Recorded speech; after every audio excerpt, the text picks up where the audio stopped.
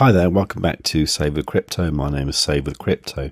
Now, yesterday, Sunday the 24th of August, I caught up with MASSIV, the coder. MASSIV has done an enormous amount of work on Quadzilla, the indicator that we have on this channel. If you want the indicator, go to savewithcrypto.org/QZ and just follow the instructions there.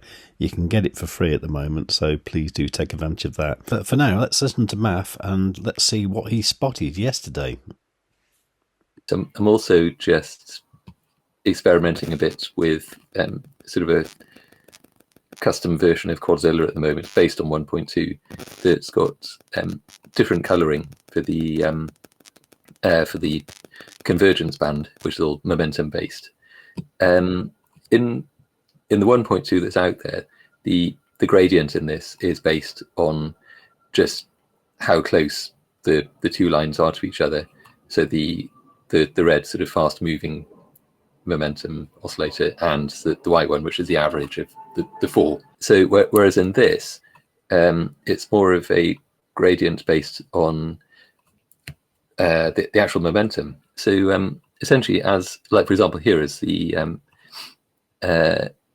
green background gets kind of more intense, really as it goes brighter and more opaque, then that means a stronger upwards momentum, but bullish momentum.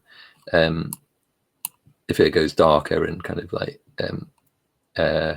less opaque, more transparent, then that's sort of weakening bullish momentum. And for the red, it's kind of the other way around, obviously. So as it goes brighter, that's going more bearish. As it goes darker, it's less bearish. It's just a reflection of the current momentum. But it's based on the averages of the four, which kind of operate at different speeds, or different varying amounts of price history, I suppose. That completely wasn't the thing that I was going to mention, though. It was just kind of, as I was staring at this, I sort of realised that what seems to happen quite often is that when there's a cross of the two lines, of the fast moving red and the slower averaged out white, that tends to precede quite a big price move, or often just a price move. So like for example here, and also this is on the daily, and I think the effect seems to be more pronounced on the higher time frames, I've noticed, but still really look into it, because I've literally just kind of notice this. It's like, oh, hang on, that seems to happen. So like here, for example, the red has crossed above the white with quite some conviction. That's obviously quite fast moving, like hare and the tortoise sort of thing. It's just zipped by. And up here, if I bring that down a bit closer, it was this one, wasn't it? Yeah, so that the price, obviously it was really that bullish candle there that kind of sent this, but it had already started kind of back here. It's like working its way up, and then whoomp, crossed over, and sure enough, then so it moved sideways a bit of liquidity building, and then whoomp, up again. So and that seems to happen fairly consistently on the higher time frames, as I say. So like there, that one, that was obviously quite sudden. So the price obviously bottomed out there, wicks down. That in itself is quite telling, that when it's working its way down, that sudden like you can tell the price wanted to move up from there. That was clearly a bottom.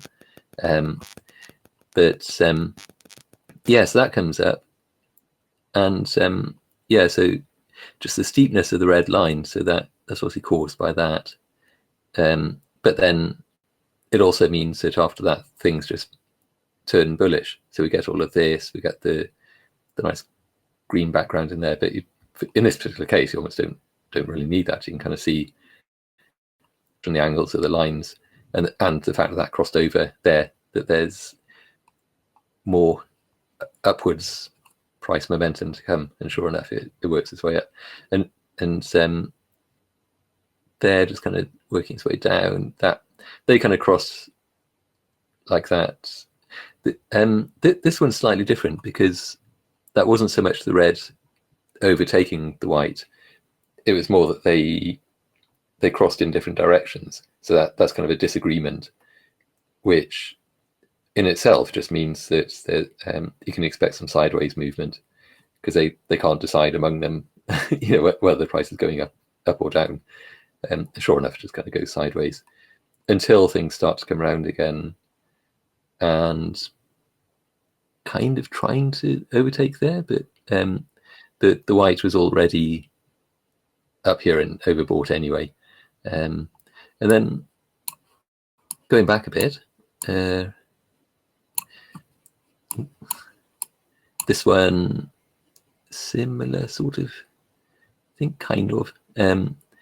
Yeah, so that this is what we normally sort of watch out for with Quadzilla, which is where here the momentum is down in oversold, and they kind of cross round.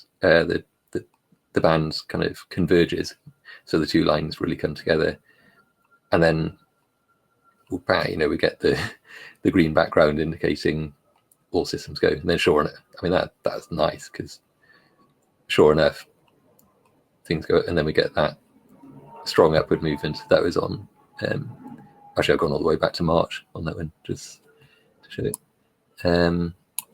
Here, this is a good example of it. So it's not necessarily when the momentum, when the oscillator is down in the sort of oversold or overbought areas. It's kind of when it's like mid-range. So it's showing a real sort of either a change or a confirmation of what's happening. So like here, strong upward movement of the red momentum oscillator, just overtakes the white, which is going in the same direction. That's the key thing for this, that they're moving in the same direction, and overtakes, and then you get the sort of continued price movement. So confirmation of that, really. If they're just sort of like, if the red is just like ambling towards the white and it doesn't have that strong conviction, then it's telling you something different at that point. It's probably saying that there's going to be just a bit of side movement for a while. But yeah, that's essentially it, really.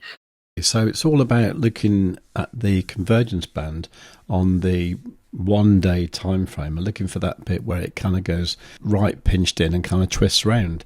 This is going to be a lot easier to see when we've got these kind of colour variations in the convergence band.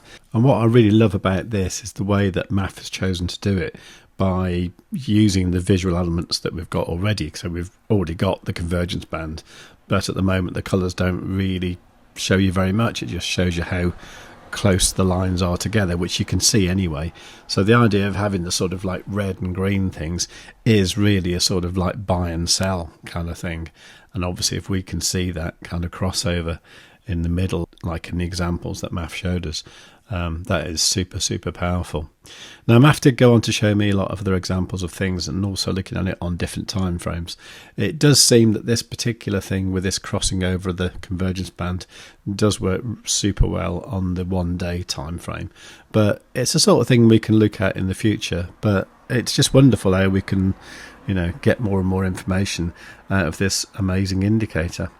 Now, we're going to be talking about this on a live stream on Wednesday afternoon. It's going to be at about 4:30 UK time, so that's 3:30 PM UTC. So, please do come along for that. And if you've got any questions, then hopefully we can fire them at MASSIV then. I'm not sure when the next version of Quadzilla is going to be coming out, but I'm sure it won't be too long. There's been some amazing updates already since we've had the invite-only script. MASSIV has done some sterling work there, and I'm so pleased to have him on the team. So if you haven't got Quadzilla, please do go and get it. Just go to savewithcrypto.org/QZ, and there's a couple of steps you need to follow there just to get the indicator. Once you've filled in that form, I have to approve you manually, so it can take a few hours, especially if I'm not in front of a computer at the time. So if you like the sound of that, please do give the video a great big fat like. Make sure you are subscribed and you've got the notifications turned on. Any questions, leave them in the comments down below or just say hello. And above all, tell your friends.